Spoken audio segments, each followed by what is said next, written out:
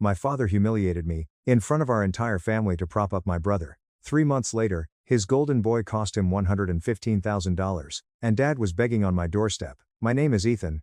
I'm 31 years old, and about 3 months ago, I stood on a brightly lit stage in front of 250 people, holding a microphone, while my own father looked me dead in the eyes and told the entire room that my existence was the worst thing that ever happened to his marriage.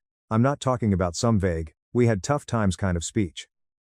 I'm talking about a man standing in front of every relative, family friend, and business associate we've ever known, publicly declaring that I was an unwanted burden who nearly drove him to abandon his family. But I'm getting ahead of myself. To understand how I ended up on that stage, and what I did after I walked off it, you need to understand the dynamic I was born into. I grew up in a sprawling suburb outside of Austin, Texas. My dad, Arthur, is the kind of man who believes that respect isn't given, it's earned except when it comes to him, in which case you better hand it over the second he walks into a room. He ran a massive commercial roofing and construction company for nearly 4 decades. He built it from absolutely nothing, operating out of the back of a beat-up pickup truck in his 20s, and he never once let anyone forget it. My mom, Martha, is the complete opposite. She's quiet, warm, and the type of woman who would spend 3 hours baking a casserole for a neighbor she didn't even like, just because she thought it was the polite thing to do. She spent her entire life making sure everyone around her was comfortable, especially my dad. I think somewhere along the way, she completely forgot that she was allowed to be comfortable, too. Then there's my older brother, Liam. He's 34. From the moment I was old enough to form a conscious thought, I understood one thing perfectly. Liam was the sun, and the rest of us were just orbiting his sun. Liam was the star baseball pitcher in high school, the homecoming king, the kid who could charm his way out of a speeding ticket with a grin. My dad worshipped him, and I don't use that word loosely. Arthur talked about Liam the way some men talk about a religious experience. It was constant, reverent, and honestly, a little obsessive. Liam could do no wrong. Liam was going to take over the roofing empire someday. Liam was the ultimate proof that Arthur had done something right in this world. And me? I was just Ethan. The quieter one. The one who liked reading history books instead of throwing a baseball. The one who would rather help my mom chop vegetables in the kitchen than ride along with my dad to dusty job sites on Saturday mornings. I wasn't a bad kid by any stretch. I got straight A's, stayed out of trouble, and went to college on a partial academic scholarship. I paid the rest of my tuition myself, because my dad explicitly told me that if I wasn't going to study something useful, meaning something that would directly benefit his construction business, he wasn't going to fund my little liberal arts adventure. I studied corporate finance.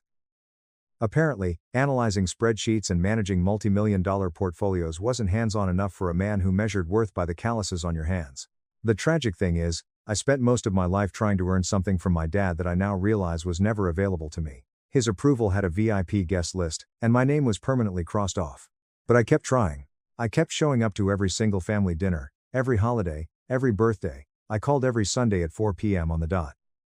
When my mom had double knee replacement surgery and Arthur couldn't be bothered to take a single day off work, I took 2 weeks of unpaid leave to help her bathe, dress, and do her physical therapy. When Liam promised to fix their broken water heater and conveniently forgot for 4 months, I drove 3 hours in a rainstorm to install a new one myself. I was the reliable one, the invisible one, the emergency backup generator of the family. Now, here's where the nightmare truly begins. About 4 months ago, my mom called me. She was giddy. She told me she and my dad were coming up on their 40th wedding anniversary, and she wanted to throw a massive party. Not just a nice dinner at a steakhouse, but a full-blown gala event. She wanted to rent the grand ballroom at the Hilton downtown, hire a 5-star caterer, a live jazz band, a photographer, the works. She wanted it to be the event of the decade. And because I was the only person in our family who could organize anything more complex than ordering a pizza, she asked me to help plan it. I said yes without a second of hesitation. I always said yes. My girlfriend, Sarah, told me I was out of my mind. We'd been together for about 2.5 years at that point, and she'd seen enough of my toxic family dynamic to form some incredibly strong opinions. Sarah is an ER nurse. She's 5'4", runs on black coffee, and has absolutely zero tolerance for nonsense. She once looked my dad dead in the eye at a Thanksgiving dinner and told him his opinion on universal healthcare was factually baseless and spiritually bankrupt. I think I fell in love with her a little more in that exact second. When I hung up the phone with my mom, Sarah looked up from her book, sighed, and said, "You know he's not going to thank you for this, right? You're going to do all the work, and he's going to find a way to make it about Liam." I told her it wasn't about him. It was about my mom. And I meant that. Mostly. I spent the next 2 months working a second full-time job as an unpaid event planner. I booked the venue, negotiated with the caterers, curated the guest list, picked out the floral arrangements, designed the seating chart, and spent 40 hours scanning old physical photographs to create a massive 20-minute slideshow set to the song from their first dance. Liam helped with exactly none of it. This surprised absolutely no one. His sole contribution to the 40th anniversary of the people who gave him life was showing up at the venue 3 hours before the doors opened, holding a half-empty cup of iced coffee, and asking, "So, where's the open bar?" My mom was thrilled, though. She called me every single day to talk about the napkins, the lighting, and whether Aunt Patty should be seated at the same table as Uncle Rick since they hadn't spoken since a massive blowout argument at Easter 5 years ago. I handled every single crisis, every single detail. I even wrote a beautiful, heartfelt toast. The night of the party arrived, and I'll admit, it was breathtaking. The ballroom was draped in gold and white silk. The crystal chandeliers caught the light perfectly. The food was incredible. When my mom walked in wearing a stunning navy blue evening gown, she practically lit up the room. She openly wept when she saw the slideshow I'd put together. Even Arthur looked moved, which for him was basically a medical anomaly. He put his arm around my mom's waist, and for a fleeting, foolish second, I thought, maybe tonight will be different. Maybe tonight he'll actually see me. Maybe he'll acknowledge that I did something beautiful for this family. After the main course was cleared, my dad stood up and tapped his fork against his champagne glass. The room quieted down. He took the microphone and started his speech. He thanked everyone for coming. He talked about his 40-year marriage, about building his roofing empire from scratch with his bare hands. He talked about Suak Liam, his voice swelling with pride as he described his firstborn, the heir to the throne. He talked about my mom being his rock, his foundation. It was a nice speech. A little long, incredibly self-congratulatory, but nice. Then, he cleared his throat and said something that made the blood freeze in my veins. "I want to call my younger son up here. Ethan, come on up." The crowd applauded politely. Sarah, sitting next to me, immediately stiffened. She reached under the tablecloth, grabbed my hand, and squeezed it so hard her knuckles turned white. She gave me a dark, warning look that screamed, "Be careful." I ignored it. I was so starved for his validation that I actually smiled. I walked up to that stage genuinely believing this was the moment. I thought my dad was going to thank me for organizing the entire event. I thought he was going to publicly acknowledge my hard work for the first time in my 31 years of life. I stood next to him under the bright spotlight. He put a heavy hand on my shoulder, gripped it tight, and looked out at the sea of 250 faces. "You know, 40 years is a hell of a long time," Arthur said into the mic, his voice echoing off the high ceilings. "And Martha and I almost didn't make it. A lot of people in this room tonight don't know that." When Ethan came along, well, it was unexpected, unplanned, and honestly, it nearly broke us. The polite smiles in the audience started to falter. We weren't ready. My dad continued, completely oblivious or totally indifferent to the shifting energy in the room, the stress, the financial pressure, the endless sleepless nights. There was a point where I had my bags packed. I had one foot out the door. I almost left. Ethan was the reason I almost gave up on this marriage. The room went dead silent. The kind of silence that rings in your ears. 250 people were staring at me. I could feel the heat rushing to my face, my skin burning as if I'd been slapped. My dad just kept going. He started talking about how he and my mom pushed through the dark times, and how their marriage was ultimately stronger because they survived that terrible chapter. Like I was a chapter. Like I was a natural disaster they had to weather. Like my birth was a tragedy they narrowly escaped. He eventually wrapped up his speech with some cliché line about perseverance. The crowd offered a scattered, awkward, deeply confused round of applause. People were avoiding eye contact with the stage. Arthur turned to me, holding the microphone out, a smug, satisfied look on his face, as if he expected me to laugh along and say a few words. I stood there for what felt like an eternity, though it was probably only 10 seconds. I looked at the microphone in his hand. I looked at my dad, whose face showed absolutely zero remorse. I looked down at the head table. My mom was sitting there, her face pale as a ghost, both hands clamped firmly over her mouth, tears welling in her eyes. I looked out at the 250 faces in the crowd, all staring back at me with overwhelming, suffocating pity. I didn't yell. I didn't cry. I just leaned forward into the microphone, my voice completely steady, and said 2 words, "Happy anniversary." I didn't take the mic. I turned my back on my father, walked down the stage steps, and started walking down the center aisle of the ballroom. I didn't look at anyone. I pushed open the heavy brass doors of the Hilton, walked out into the humid Texas night, and kept walking until I reached my car in the parking garage. I got in, locked the doors, gripped the steering wheel with both hands, and just stared blankly at the dashboard. I felt completely hollowed out. I was trying to figure out if what just happened was an actual reality or some kind of stress-induced fever dream. Sarah found me about 15 minutes later. She opened the passenger door and got in. She didn't say a single word. She didn't ask if I was okay, because she knew I wasn't. She just reached over, put her warm hand firmly on my arm, and waited. When I finally turned my head to look at her, my vision was blurred. She just looked back with fierce, protective eyes and said, "Let's go home." So, we did. Update 1. I didn't sleep a single second that night. Sarah fell asleep around 2 a.m., her head resting on my chest, her arm thrown over me like a shield. I just lay there in the dark, staring at the ceiling fan, replaying every single word my father said on that stage. But it wasn't just that night I was replaying, it was my entire life. Every single time he looked right past me to ask Liam about his day. Every time he introduced us to a client by saying, "This is my son, Liam," with his chest puffed out with pride, before gesturing vaguely in my direction and adding, "And that's Ethan." Like I was a piece of inherited furniture he hadn't gotten around to hauling to the dump yet. But the anniversary speech was different. That wasn't just passive neglect. That wasn't just casual favoritism. That was a grown man standing in front of everyone we knew and publicly declaring that I was a parasite, that I was the ultimate burden. And the most sickening part, he didn't even seem to realize what he had done. To Arthur, it was just a dramatic narrative beat in the epic saga of his life. The storm he survived. And the storm had a name, and it was me. My phone started vibrating relentlessly around midnight. Texts poured in from relatives, cousins I hadn't spoken to in years, my mom's friends from her book club. Most of them were variations of, "Are you okay?" Which is the universal polite translation for, "That was the most horrifying thing I've ever witnessed and I am deeply uncomfortable." A few of my dad's drinking buddies texted things like, "Don't take it hard, kid. Your old man didn't mean anything by it. You know how Arthur is." Yeah. I knew exactly how Arthur was. That was the entire problem. Liam called me the next morning at 10 a.m. I almost let it go to voicemail, but some masochistic, stubborn part of me wanted to hear what his angle would be. He opened with, "Dude, that was rough." Which, wow. Thank you, Liam. Truly a groundbreaking psychological observation. Then he immediately followed it up with, "But look, you know Dad, he's not good with words, he was just trying to say that the family got through a tough time together. You walking out made a huge scene. Mom was crying in the bathroom for an hour. I was sitting on my kitchen stool, holding a mug of black coffee. My voice was eerily calm when I replied, Liam. He told 250 people that my birth almost destroyed his marriage. He said it on a stage, with a microphone. There is no PR spin you can put on that." Liam got quiet for a second, annoyed that I wasn't playing along. "I think you're being a little overly sensitive, man. You kind of ruined the end of the party." I hung up on him. I didn't say goodbye. I just pressed the red button. That was the last time I heard my brother's voice for a very long time. My mom called. 3 hours later. Her voice was thick and raspy from crying. "Sweetheart," she sobbed. "Your father feels terrible." I closed my eyes. "Did he actually say that, Mom? Or are you saying it because you desperately want it to be true?" She paused. The silence on the line gave me my answer. Finally, she whispered, "He just doesn't express himself well. You know that. Please, Ethan, don't do this."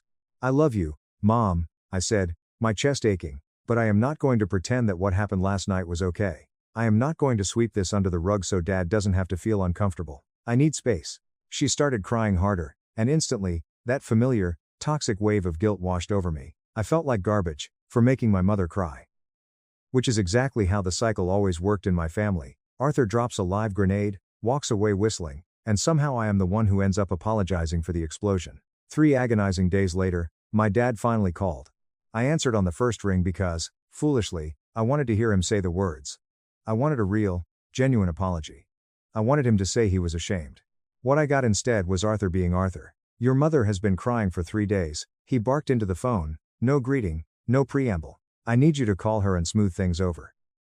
Tell her you're coming over for Sunday dinner. Not, I'm sorry, not, I crossed a line. Just, fix this mess for me.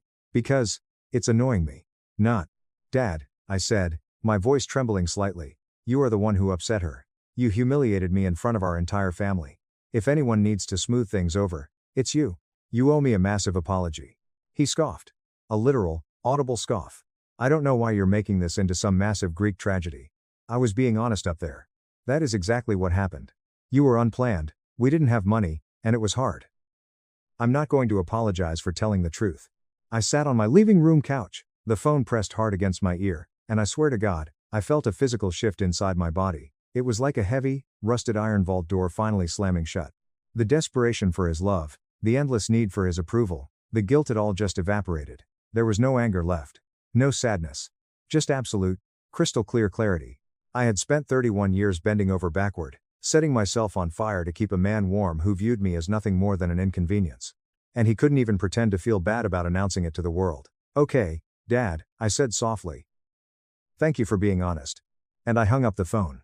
When Sarah came home from her 12-hour shift at the hospital that evening, she found me sitting on the back patio in the dark, a completely untouched beer sitting on the table next to me. She walked out, still in her scrubs, sat down next to me, and asked what happened. I told her about the phone call. I told her what Arthur said. I told her he refused to apologize. Sarah was quiet for a long moment. She looked up at the stars, took a deep breath, and turned to face me. "Ethan, I need to tell you something, and I need you to actually listen to me.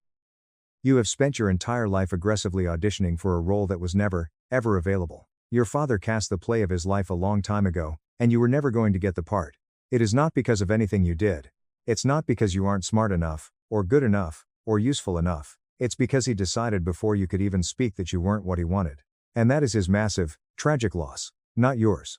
I looked at her, and I'm not going to lie, I broke down. I cried harder than I had since I was a little kid, because she was absolutely right.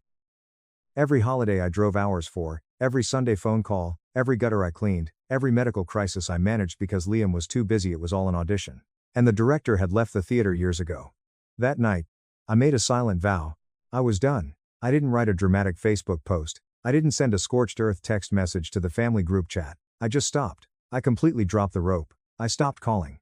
I stopped texting. I stopped visiting. I wanted to see how long it would take for anyone to actually notice I was gone. It took my mom 11 days to call. My dad? He didn't call at all. Liam texted me about 3 weeks after the disastrous party. Did he ask how I was doing? Did he apologize? No. His text read, "Hey man, my truck is in the shop. Can you drive over to my place Saturday and help me haul some lumber for my deck?" I read the text, deleted it, and blocked his number. I wish I could tell you that walking away was like a movie montage, that I felt instantly empowered, free, and liberated. But the truth is, the first month of going no contact was pure, unadulterated hell. It was like going through withdrawals. I would pick up my phone on Sunday afternoons out of sheer muscle memory, my thumb hovering over Arthur's contact name, before catching myself and putting the phone in a drawer. I would drive down the highway, see the exit for their town, and feel a physical ache in my chest. I missed my mom desperately. I missed the times of my family, even though the reality of them had been slowly poisoning me for 3 decades. Sarah was my anchor. She didn't push me to talk when I was closed off, and she didn't let me spiral into self-loathing when I started second-guessing my decision. One night, I was sitting at the kitchen island, staring blankly at a wall, trapped in my own head. Sarah placed a plate of hot food in front of me, grabbed my face gently in both hands, and said, "You are not crazy. You are not overreacting. And you are not a bad son. You are a good man who got dealt a terrible hand with his father, and you are finally refusing to play his game. Eat your dinner." I love that woman with everything I have. The silence from my dad's side was deafening, but it told me everything I needed to know. He wasn't going to come looking for me. To Arthur, I was just throwing a tantrum. I was the dramatic one who couldn't take a joke, couldn't handle the truth, and was punishing the family over nothing. To cope, I threw myself entirely into my work. I'm a senior financial analyst at a mid-sized corporate firm. I started volunteering for every complex audit, every late-night portfolio review, every weekend project. My boss, a brilliant, no-nonsense guy named Marcus who had been in the finance game for 40 years, called me into his office one Thursday afternoon. "Ethan," Marcus said, leaning back in his leather chair. "You're doing incredible work. Your numbers are flawless. But you look like a man who is running from a burning building. Whatever it is you're running from, you can't outwork it. Trust me, I spent my 30s trying." I gave him a tight, polite smile, thanked him for his concern, went back to my cubicle, and immediately signed up for 3 more accounts. But Marcus was right. I hit a massive wall around the 6-week mark. I came home on a Friday evening, sat down on the sofa in my work clothes, and just froze. I didn't turn on the lights. I didn't turn on the TV. I just sat in the dark, feeling the absolute, crushing weight of the realization that my dad fundamentally did not love me. Not the Hollywood version of that realization where you cry it out in the rain and feel cleansed. The real version, where the grief sits on your chest like an anvil and you literally forget how to breathe. Sarah found me in the dark when she got off her shift. She sat next to me, held my hand, and whispered, "It's time you talk to a professional. I love you, but I can't be your girlfriend and your therapist. It's not fair to either of us." She was right. The very next week, I started seeing a trauma-informed therapist named Dr. Vance. I went into the first session with the enthusiasm of a man walking to the gallows. But Dr. Vance was incredible. He didn't pity me, he didn't offer toxic positivity, and he didn't tell me what I wanted to hear. He just listened.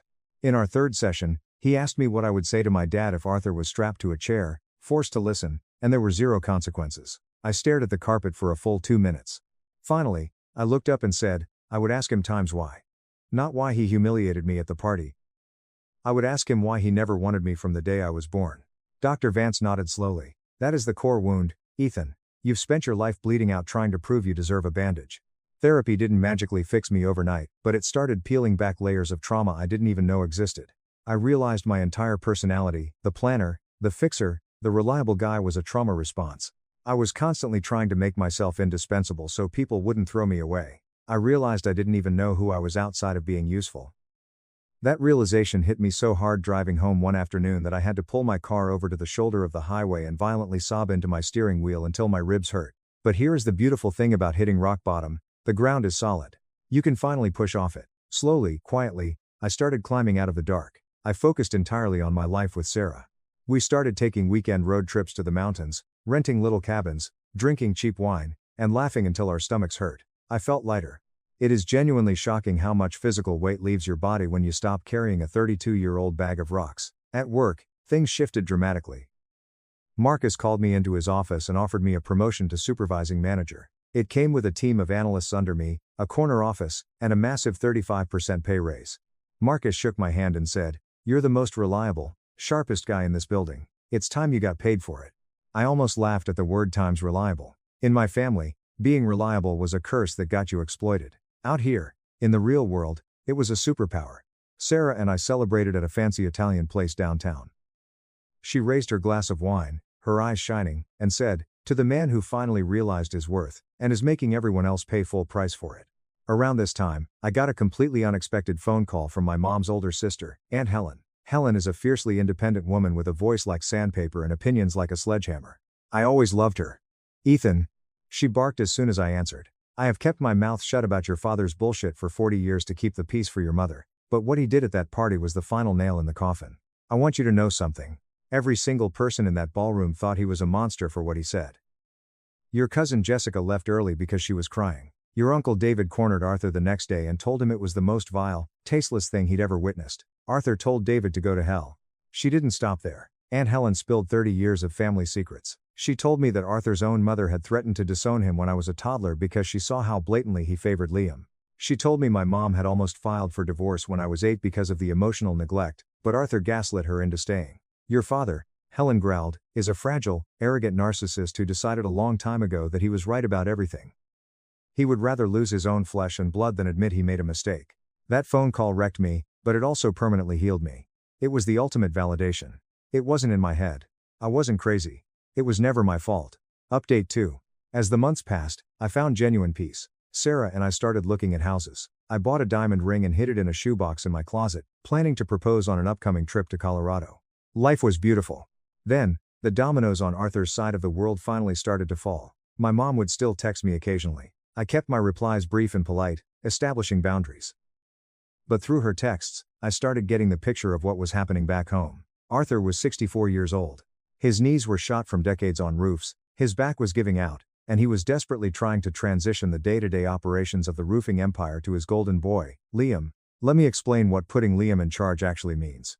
My dad gave Liam a vice president title straight out of college. No interview, no working his way up from the crew, no earning respect, just handed him the keys to the kingdom. Liam's management style consisted of showing up at 10:30 a.m., delegating every single task to underpaid office staff, playing golf with vendors, and treating the company credit card like a personal slush fund. For years, Arthur covered for him. When Liam missed a deadline, Arthur worked the weekend.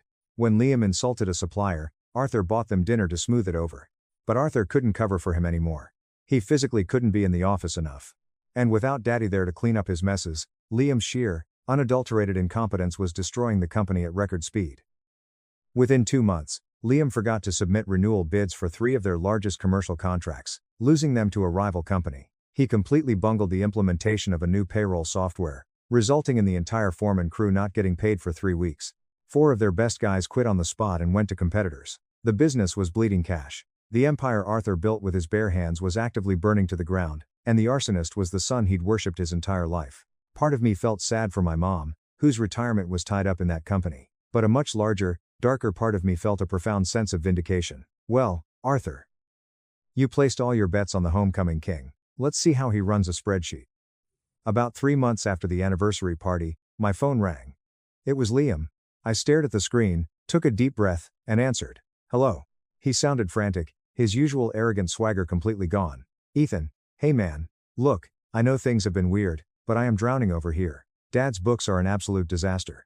The accounting software is locked out, the margins are screwed up, and I have no idea what I'm looking at. I really need you to drive down here this weekend and fix it for me. I actually laughed out loud. It echoed in my office. He didn't ask how I was doing. He didn't mention the party. He didn't apologize. He just demanded my free labor to save his own skin. Classic Liam. I can't help you, Liam, I said cheerfully. I have a very demanding job of my own.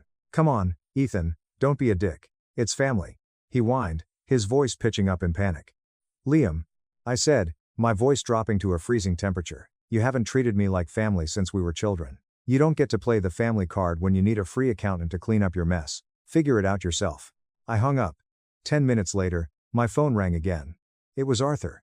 I let it ring 3 times before I answered. Hello, Dad. Ethan, Arthur barked, though his voice lacked its usual booming authority. He sounded tired. Old. I need you to come to the office tomorrow. Liam has made a mess of the quarterlies, and the bank is threatening to freeze our credit line. I need someone who actually knows how to read a P&L statement to sort this out. No greeting, no apology, just an order from the king to his peasant.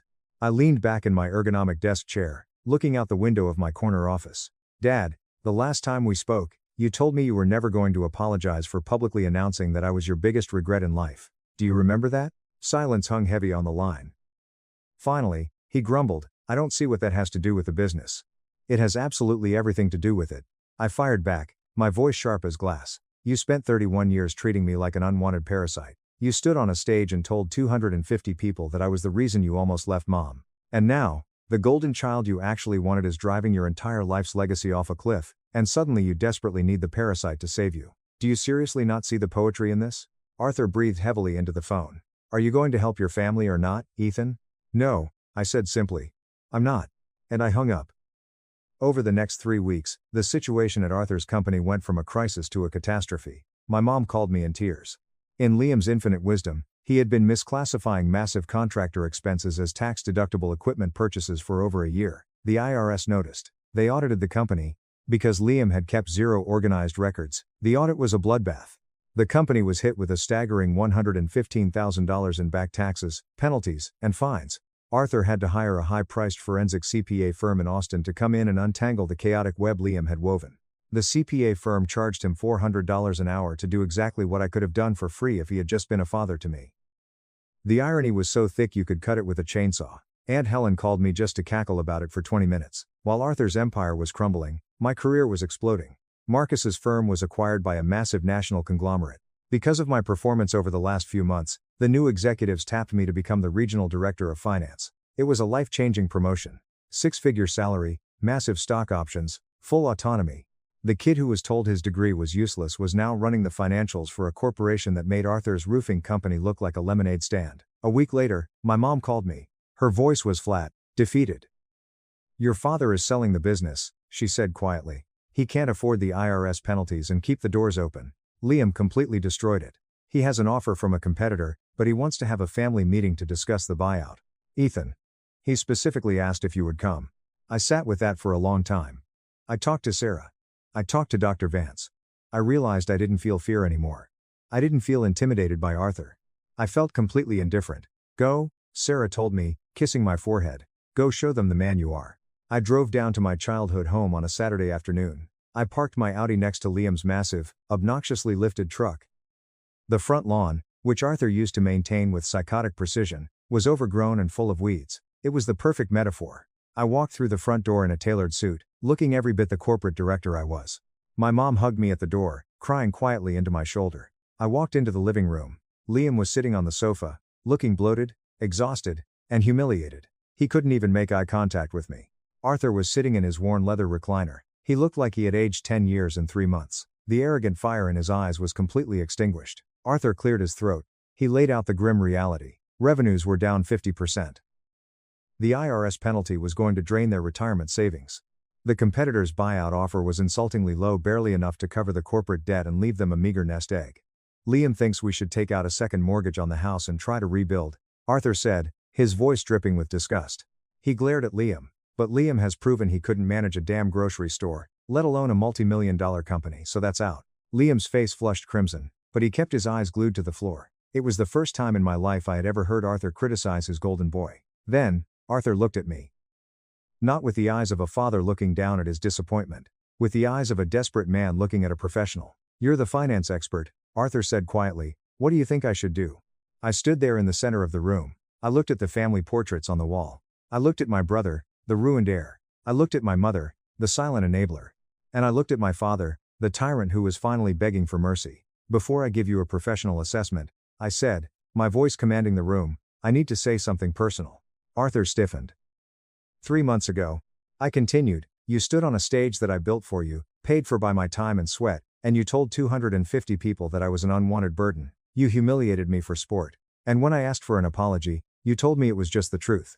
I took a step closer to his chair. "So, I want you to look me in the eye, Arthur, and answer the question that has haunted me my entire life. Why? Why did you hate me so much? Why was I never enough for you?" The room was dead silent. I could hear the hum of the refrigerator in the kitchen. My mom let out a choked sob. Arthur stared at me. And then, something broke inside him. The tough, unyielding, self-made man crumbled. His shoulders slumped, his chest heaved, and to my absolute shock, tears welled up in his eyes and spilled over his weathered cheeks. "When your mother got pregnant with you," Arthur choked out, his voice shaking violently, "we were broke. The business was failing. We were living on credit cards. Liam was 3 years old. I was working 18 hours a day, and I was terrified. I was so damn scared that I was going to fail as a provider. I almost walked out because I didn't think I was man enough to handle the pressure." He wiped his face with a trembling, calloused hand, "And instead of facing my own cowardice, I put it all on you. I looked at you, my innocent baby boy, and I saw all my own failures, all my own fears, all my own inadequacies staring back at me, and I punished you for it. I punished you every single day for 31 years because it was easier than admitting I was weak. I built Liam up to convince myself I was a good father, while I tore you down to hide my own shame." He looked up at me, his face completely wet with tears. "I destroyed my relationship with the best man in this room," Arthur whispered, "and I know an apology doesn't fix a lifetime of cruelty, but I am so sorry, Ethan, I am so deeply sorry." I stood there, absorbing the words I had waited 3 decades to hear. It didn't fix the past, it didn't magically erase the trauma, but it was the truth. For the first time in his life, Arthur took accountability. The monster under my bed was just a scared, pathetic man who didn't know how to deal with his own demons. I let out a long, slow breath. I felt the last remaining chains binding me to this house snap and fall away. "Thank you for telling the truth," I said softly. Then, I shifted instantly into my corporate persona. Cold, efficient, brilliant. "As for the business," I said, pacing the room, "selling is your only viable option. But the current offer is a predatory lowball. They know you're distressed. Do not sign that term sheet. I am going to give you the contact information of a corporate acquisitions broker in Dallas. He will conduct a proper valuation of your physical assets, your equipment, and your client list. You will counter their offer at 40% higher, and you will demand they absorb the remaining corporate debt as part of the acquisition." I pulled a sleek business card from my jacket pocket and placed it on the coffee table. "Let the forensic CPAs handle the IRS. Do not let Liam touch another piece of paperwork, ever again. If you follow the broker's advice, you will walk away with enough capital to retire comfortably, though you won't be rich." I looked down at my father. "That is my professional advice, it's on the house." I turned around, kissed my mom on the cheek, told her I loved her, and walked out the front door. Liam followed me out to the driveway. He looked pathetic, standing in the Texas heat. "Ethan," he called out. I stopped and turned around. I'm sorry too, man. I knew how bad Dad treated you. I knew it wasn't fair. I liked being the favorite. I liked the easy ride. I was a coward. That's on me." I looked at my older brother. The high school quarterback. The golden boy. Now just an unemployed man in his mid-30s with no skills and a ruined reputation. "Yeah, Liam," I said flatly. "It is." I got in my car and drove away. I didn't look in the rearview mirror. 3 months have passed since that meeting. Arthur followed my advice to the letter. He hired the broker, negotiated a much better buyout, and sold the company. He's officially retired now. From what my mom tells me, he is absolutely miserable. He has no hobbies, no company to run, and sits in his recliner all day, forced to live with the reality of the family he destroyed. Liam is currently working as a mid-level shift supervisor at a massive hardware chain. He hates it. He actually has to clock in on time and answer to a boss who doesn't care about his last name. We don't talk. I talk to my mom every Sunday. She is the only piece of my childhood I chose to keep. And our relationship is better now that Arthur's toxic shadow isn't dictating our interactions. As for me, I am thriving. Last weekend, I took Sarah on that trip to the mountains in Colorado. We hiked up to a scenic overlook, and while she was looking out at the valley, I got down on one knee and pulled the ring out of my pocket. She cried, called me an idiot, and said yes. We are getting married next fall. I think about that night at the Hilton sometimes, standing under the blinding spotlight, 250 people staring at me while my dad tried to crush my spirit for the applause of the crowd. At the time, I thought it was the absolute worst moment of my entire life. Looking back now, I realize it was the greatest gift Arthur ever gave me. It was the catalyst that finally woke me up. I am not the mistake, I am not the burden, I am Ethan. I am a soon-to-be husband, a director of finance, and a man who finally knows his own worth, and that is a legacy Arthur could never build, and Liam could never destroy. If you enjoyed this story, please hit that subscribe button. It really helps the channel out and allows us to bring you even more awesome stories. Thank you so much for watching.